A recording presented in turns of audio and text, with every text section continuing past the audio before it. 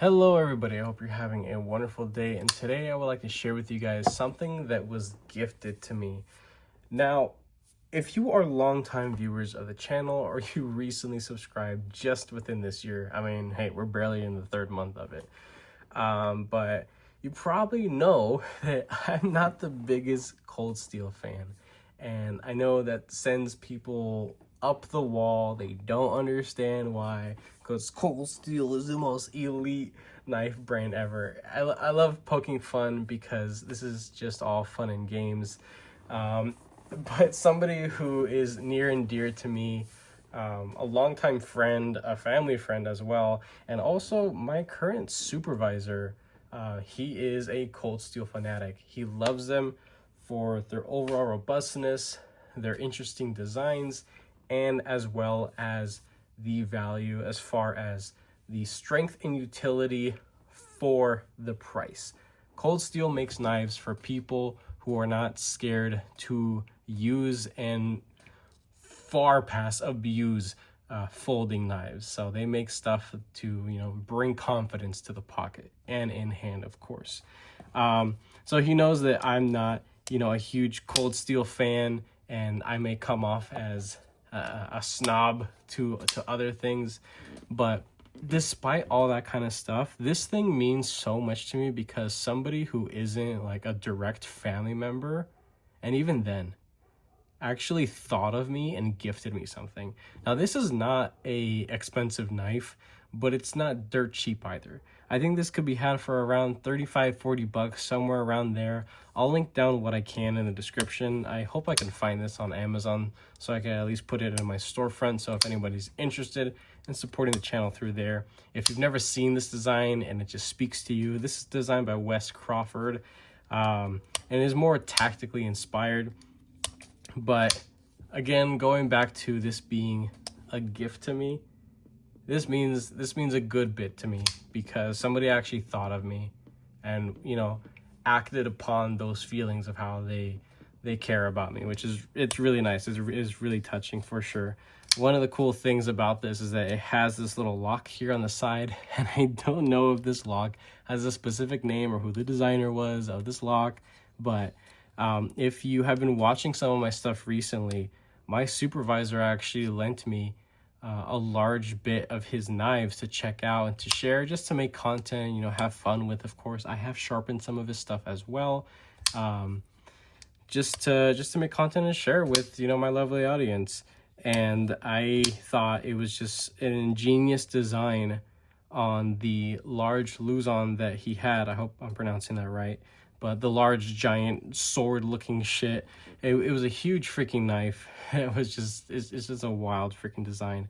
But I thought it was really interesting that out of all the stuff from Cold Steel, this is just a simple liner lock with the stock thickness, the liner itself being honestly about like any other sort of what a lot of people would consider to be mid-duty to light-duty knife. But when you engage this lock up here, it creates this little wedge to keep from the liner from coming over. Now, if you really force it over, you can get it to collapse on this particular design. I tried doing that with the large Luzon. It didn't budge at all. But this does add a good bit of confidence for the size of knife that it is. Now, the large Luzon, I'd have to back my camera out like a lot just to get it in frame. But the large Luzon that I checked out is at least this knife and 3/4 of the same thing overall. Like, it's a giant fucking knife. But I still think that even on this relatively edistable design right here, to have that lock adds so much character and confidence to this design overall. And as he gifted this to me, I was playing around with it and just, flicking it a bunch, and I was just like, damn, this thing is just stupid smooth. Like, what is Cold Steel doing that makes their knives just dummy smooth right out of the box too? And as I've taken apart a couple Cold Steels in the past and recently as well, I've noticed that they have a mixture of Teflon washers as well as phosphor bronze washers. They're both really thin. They don't have much, substance to them, but they work together so well. It creates this stupid buttery smoothness within the pivot. And so you could have, not the best sort of detent system or blade retention system, and they're just dummy, silky smooth within the pivot. And I know this thing isn't even broken in yet because I haven't had it for that long, and I've only carried it for about 2-3 days or so, in between carrying some other stuff in my collection as well. But yeah, this thing is just, it's stupid smooth. I really do enjoy what Cold Steel is doing, mainly with their pivot system. I do think that it is really fun how many different designers they do work with and put out all these different types of designs to meet just the widest variety of people, and just trying to be, I mean, I don't want to say people pleaser with a negative connotation, but there's something for anybody and everybody when it comes to Cold Steel. And I don't think I can say that about every single brand, mainly when it comes to the value, the strength of design, the stock thicknesses of some of these blades. I mean, these things are really meant to be tested, which is something that a lot of people love. I remember growing up and watching like the Cold Steel cut test with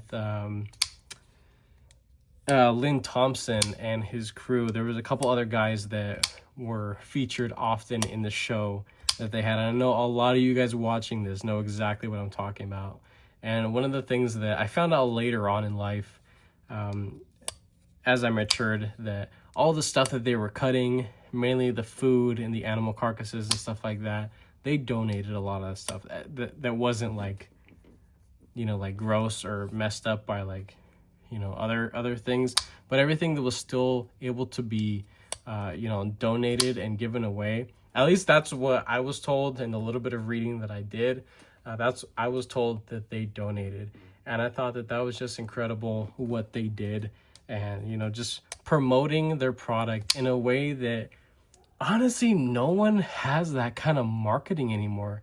I mean, if you think about some of the biggest knife brands, I mean, Cold Steel is at the top of the list for their marketing team. I mean, these guys were just freaking geniuses back in the day. And I mean, now that they're sold off to a larger entity, I'm sure their marketing department has been less than cut in half. But, the following still stays. There are still hundreds upon hundreds and thousands of people that love Cold Steel. And regardless of, what they're putting out nowadays, they're starting to move into higher end materials, bumping up their fit and finish. I can definitely attest to that for sure. And I think they're trying to even get to the higher, snobbier audience as well. So not only appealing to the hard use your shit crowd, but also appealing to the people that like just beautiful designs in silhouettes that have high-end materials that is probably just gonna sit in the case for all I know. They've been doing a lot of exclusives and short runs of things, like sprint runs of certain things, and just trying to stay really competitive within the hobby. And I do definitely appreciate that about Cold Steel knives. I will be getting more Cold Steel knives in the collection this year, absolutely. I'm already building an Amazon wish list of stuff to get. I just haven't pulled the trigger on really anything. Things are a little bit tight at the moment. I'm probably going to start selling off a lot of my budget stuff just to recoup a little bit here and there, because the collection has grown far past what I really need it to be. I think I'm about like 40 knives at this point in time, and 40 knives, I mean, personally, me speaking, I don't need 40 knives. I honestly need maybe 10 knives, and even to the average person, 10 knives is still kind of overkill. I know there are guys out there that have collections of hundreds and hundreds of knives that total together worth more than the average, American car, right? Or American consumer's vehicle. 4.2 ounces, so good bit of a weight to this thing for sure. But I gotta start slimming out my collection, but that doesn't mean that I'm, gonna not pick up certain things. But eventually, I do gotta turn things around. Maybe I'll do some modifications, sell them off cheap and stuff like that, just to have fun with it and continue making more content. But if my supervisor sees this or has watched to this point, I just want to thank him. I already did thank him in person. This thing will be staying in the collection permanently. This is a gift. This thing has more value to me than my most expensive knife in my collection. Yes, this $35 knife right here that was gifted to me is worth more than a $600+ freaking knife, you know, from people that I don't know personally. But this was a gift. Somebody thought of me and gifted me something, and that means so much more to me. I could care less what this thing is made out of. But this will see some modifications, so you know, I can put my own little spin on it. I'm planning to add a sharpening trowel there just for ease of sharpening. Do a heavy, sick stone washing on this with some acid, of course. I will be like torching all the steel components that I can, and probably tumbling the liner as well. I can't do anything to the scales. It just kind of is what it is. But I want to put my own little touch on this and make it special and unique to me. And you guys will probably see that progress in the near future, fingers crossed. But yeah, this is a wonderful addition to my collection, and it's definitely here to stay.